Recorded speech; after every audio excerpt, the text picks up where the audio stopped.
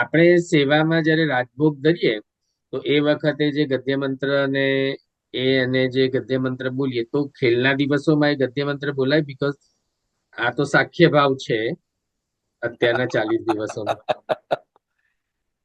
સખ્ય ભાવ છે એ સ્થાયી ભાવ નથી. આપણા માટે સ્થાયી ભાવ દાસ ભાવ છે, એટલે આપણે પરમેનન્ટ દાસ છીએ. શ્રી ગુસાઈજી એના માટે શબ્દ વાપરે છે ગર્ભદાસત્વમ ઉત્તમ, ગર્ભદાસ છીએ એમ. તો અને દયારામભાઈ ના શબ્દોમાં કહું તો આપ સ્વામી સદા હું દાસ રે, એ નાતો નિભાવો રે, ત્રીજે રાબડી થકી ગરીબ લોક રે, ભોગીને ન ભાવે રે, સેવો શ્રી કૃષ્ણ કૃપાળ, એમ કરીને જે દયારામભાઈ પદ ગાય છે એમાં કે છે આપ સ્વામી સદા. આ સદા શબ્દ અહીંયા જોડવાનો કે આપ સ્વામી સદા, એટલે આપ સદાના સ્વામી, અને સદા હું દાસ રે, અને હું સદાનો દાસ. તો આ સદા શબ્દ દહેલી દીપન ન્યાયથી બંને બાજુ લાગે છે. તો ભગવાન આપણા સદાના સ્વામી છે, આપણે સદાના દાસ છીએ. દાસ ભાવ આપણો સ્થાયી ભાવ છે. માધુર્ય ભાવ, સખ્ય ભાવ, બાલ ભાવ, વાત્સલ્ય ભાવ, આ બધા સંચારી ભાવો છે. વિભાવ, અનુભાવ, જે મેં શુક્રવારના ક્લાસમાં થોડા અંશમાં સમજાવેલું, તો સખ્ય ભાવ છે તે સંચારી ભાવ છે, સ્થાયી ભાવ નથી, તે વિભાવ છે એમ. તો વિભાવ છે, સંચારી ભાવ છે, અનુભાવ છે. અનુ એટલે પશ્ચાત, અનુગમનમ એમ. અનુ એટલે પાછળ પાછળ ચાલવું. તો દાસ ભાવની પાછળ સખ્ય ભાવ ચાલે છે. અને એટલે ભલે સખ્ય ભક્તિ ભગવાને આપી છે, આપણે સખા બની નથી ગયા, અને સખ્ય ભક્તિ આપી હોવા છતાં જયારે આપણે ખેલાવીએ તો શ્રી ઠાકોરજીના નેત્રોમાં ન જાય એની સાવધાની તો રાખીએ જ છીએ. યાદ રાખજો કે લે હવે તો તું સખો છે ને, તો સખાને તો ગાળ દેવાય. એ ગોપીજનો ગાળ દઈ શકે, આપણી હજી શું એવી યોગ્યતા છે? ઘણા કે ના ના, એ તો આપણને ભાવ આવે તો આપણે દઈ દઈએ, એમાં શું? અરે ભાઈ, અમારા શ્રી મહાપ્રભુ વલ્લભાચાર્ય ચરણનો છેલ્લો ઉપદેશ કેમ તમે ભૂલી જાઓ છો? શ્રીમદ આચાર્ય ચરણે આજ્ઞા કરી છેલ્લા પોતાના ઉપદેશની અંદર શિક્ષા શ્લોકીમાં આજ્ઞા કરે છે, ન લૌકિક પ્રભુ કૃષ્ણો મનુ તે નૈવ લૌકિકમ. ભગવાન કૃષ્ણ લૌકિક નથી, અને માટે એમનામાં લૌકિક મનુષ્ય સહજ ભાવ નહીં કરવો. કાલ ઉઠીને તમે એમ કરે દોસ્તાર જેવું તો ગાળે ભાંડું, તો પછી તમને એમ થશે કરે એ તો ઊંઘી ગયો છે, પછી એ તુતારી પર આવી જશો, અને એ એક પ્રકારનો અપરાધ જ પડશે. શ્રી મહાપ્રભુજીએ પણ સાક્ષાત સ્વામીની રૂપ પૂર્ણ પુરુષોત્તમ હોવા છતાં શ્રી નવનીત પ્રિયાજીએ ઈચ્છા વ્યક્ત કરી કે મારે આપની સાથે સૂવું છે. શ્રી મહાપ્રભુજીએ ખૂબ આનાકાની કરી છે. એવું નહીં કે હા અરે તમે તો મારા દોસ્તાર છો યાર, લો ને આવી જાઓ ને, એવું નથી કર્યું. હું તો આપની સ્વામીની રાધા, આવી જાઓ, એવું નથી કર્યું શ્રી મહાપ્રભુજીએ. બહુ આનાકાની કરી, છતાંય શ્રી ઠાકોરજીના માટે એક શૈયા સિદ્ધ કરાવી. તો ઠાકોરજી બીજે દિવસે કે આ નાની પડે છે, કઈ વાંધો નહીં, બીજી સિદ્ધ કરાવજો. તો કે એ નાની પડે છે. ત્રીજી સિદ્ધ કરાવી, તો કે એ નાની પડે. તો કે સાચું કહો, તમારી ઈચ્છા શું છે? તો કે મારે આપની સાથે સૂવું છે. ત્યારે શ્રી મહાપ્રભુજીએ કહ્યું કે બાબા, લોક રીતિ और मर्यादा રીતિ શું ये उचित नहीं है. શ્રી ઠાકોરજીને આવી વિનંતી કરે શ્રી મહાપ્રભુજી, કેમ કે લોકો પછી આવું જોઈને આવું જ શીખી જશે. જેમ અત્યારે તમે વૃંદાવનની અંદર જુઓ, એક એવી દુર્દશા થઈ છે ભગવાનની. તમે જો કદાચ વૃંદાવન ફરવા જાઓ તો લોકો છાબડીમાં ભગવાનને ખુલ્લામાં લઈ જાય છે, જાપીચીમાં નહીં.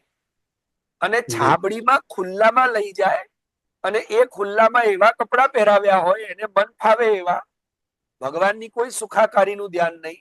પાછા એ બેનને કે ભાઈને જો ભૂખ લાગે અને એ પાણીપુરી ખાવા ઉભા રહે તો પાણીપુરીની લારી ઉપર એ છાબડી મૂકી દે, એટલે ભગવાન બિચારો પાણીપુરી વાળાની એઠી લારી ઉપર કોઈ કે એઠી ડીશ મૂકી હોય ત્યાં એ છાબડીમાં બિચારા ભગવાન બેઠા બેઠા જોઈ રાખે. પેલા બેન કે ભાઈ પાણીપુરી ખાય, ત્યાં કોઈકને છોલે ભટુરે ખાવાનું મન થાય. અમે જોયું છે એટલે હું કહી રહ્યો છું.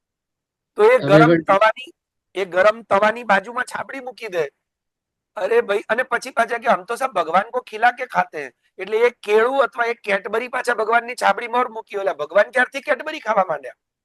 ભગવાન કેળાને શું છોલશે? અને તું તો પાણીપુરી ને ભૂસા ભજીયા ખાય છે, ભગવાનને કેળું ને કેટબરી મૂકી દીધી. એટલે આ બધી જે વિડંબનાઓ, લોકો મર્યાદાનો ત્યાગ કરીને ભગવાન સાથે, જે પોતાના નાના લૌકિક બાળક સાથે વ્યવહાર ન કરે એવો વ્યવહાર કરશે, એ અયોગ્ય થશે.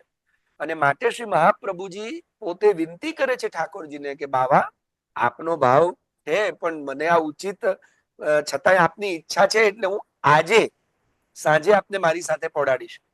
અને ત્યારે એ વાર્તાનું તમે ચિંતન કરજો કે શ્રી મહાપ્રભુજીએ નવી સફેદી બિછાવી. પોતે જે પલંગમાં પડે છે, પલંગમાં નવી સફેદી બિછાવી, બધું જ નવું સફેદી કરી. પોતાના માટે નહીં કરી, પણ પ્રભુ પડવાના છે એટલે નવી ચાદર બિછાવી, નવી સફેદી ચાદર બિછાવી, પોતે સ્નાન કર્યું, આખા શ્રીઅંગ પર સોંધો લગાવ્યો, અને એ પવિત્ર અવસ્થામાં પોતે પ્રભુને પહેલા પધરાવ્યા ને પછી પ્રભુની આજ્ઞા માની કે હવે હું બિરાજુ, આપની ઈચ્છા છે તો હું આવું. ભગવાન કે આવો.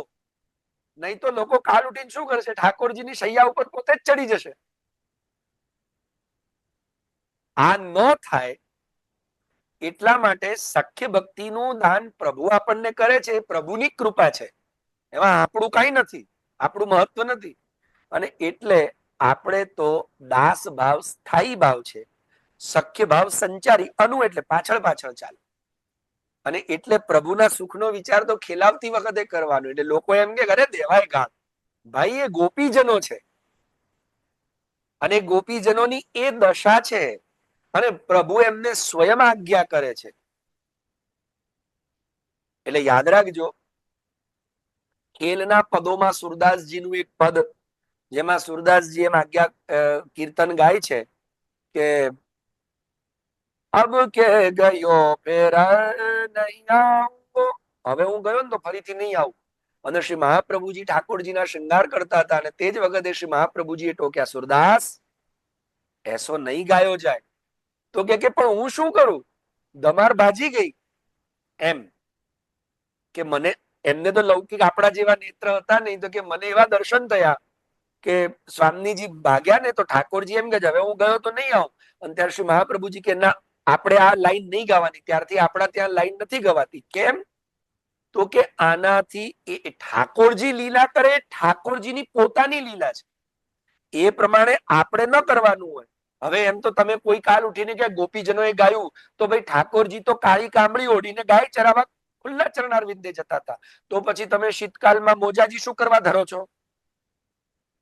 અને તમે કાળો કામળો કેમ નથી ઓઢાડતા? ઓઢાડો કાલથી કાળો કામળો.